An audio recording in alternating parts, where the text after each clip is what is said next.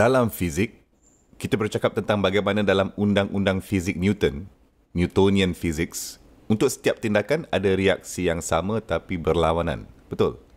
Dan itu dalam fizik kan, action dan reaction. Ada tindakan dan ada reaksinya. Okey, kadang-kadang kita mengambil satu tindakan dan ada reaksi rohani, spiritual.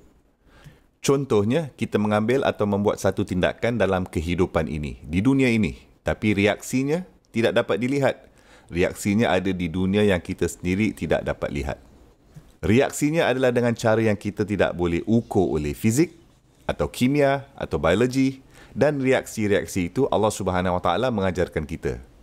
Sebilangan darinya diajar kepada kita dalam Al-Quran. Dan tindakan ini, action ini, tindakan yang diambil ini, contoh seseorang yang ingin mengabaikannya dengan sengaja. Ada beberapa reaksi untuknya. Dan sebenarnya ada 3 reaksi, bukan satu saja. Terdapat 3 reaksi terhadap tindakan yang satu ini, mengabaikan message dengan sengaja.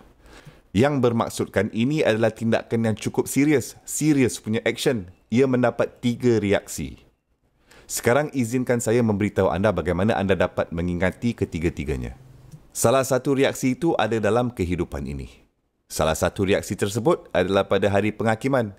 Dan reaksi terakhir adalah selepas hari penghakiman, di akhirat selepas itu, kan? Jadi untuk ketiga-tiga reaksi ini, Allah Subhanahu Wa Taala bercakap mengenainya di surah Taha. Dalam hidup ini di dunia ada reaksi. Yaumul Qiyamah, hari kebangkitan, ada reaksi. Dan kemudian itu pula reaksi di akhirat. Jadi ini adalah perkara yang cukup serius. Okey, sekarang bukan dalam urutan itu, dia Subhanahu Wa Taala menyebutkan reaksi yang pertama dulu.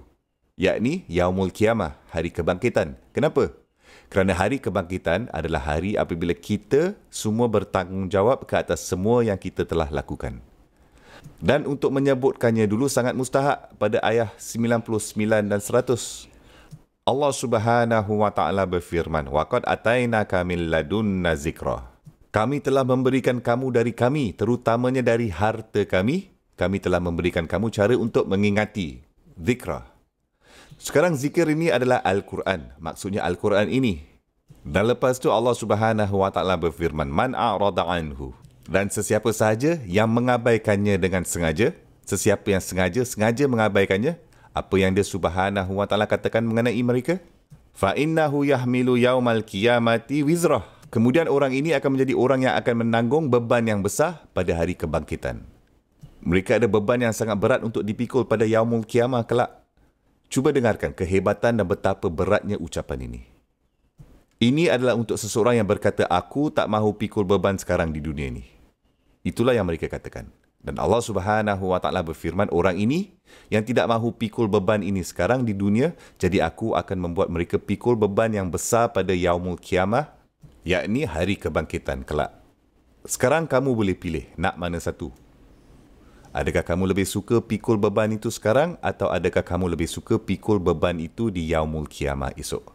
Ini adalah satu pilihan dan keputusan besar yang harus kamu buat sekarang. Dan apa yang luar biasa tentang ini, ketika Allah Subhanahu Wa Taala bercakap mengenai pembawa wahyu, ketika kita memikul beban untuk mentaati Allah, belajar firman Allah, belajar mengenai Nabi SAW, semasa kita membawa beban itu sekarang di dunia ini, sebenarnya, ia tidak akan menjadi satu beban untuk kita. Dia Subhanahu Wa Taala mengatakan, Yuridullahu an yuhaffifa ankum. Dengan meletakkannya beban itu pada kamu sekarang, Allah Subhanahu Wa Taala sebenarnya menjadikan hidup kamu di dunia ini lebih mudah, lebih senang.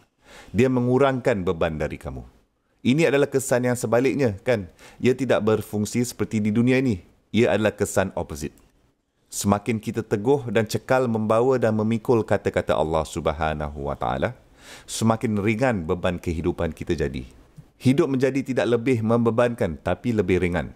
Ini kesan sebaliknya, opposite reaction. Subhanallah.